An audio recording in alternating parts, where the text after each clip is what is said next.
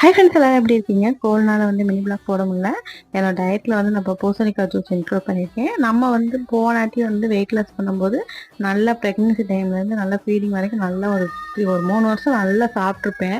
அதனால ஒரு லிமிட்டாக டயட் மெயின்டைன் பண்ணும்போது எனக்கு நல்லா குறைஞ்சிச்சு, ரெடியூஸ் ஆச்சு.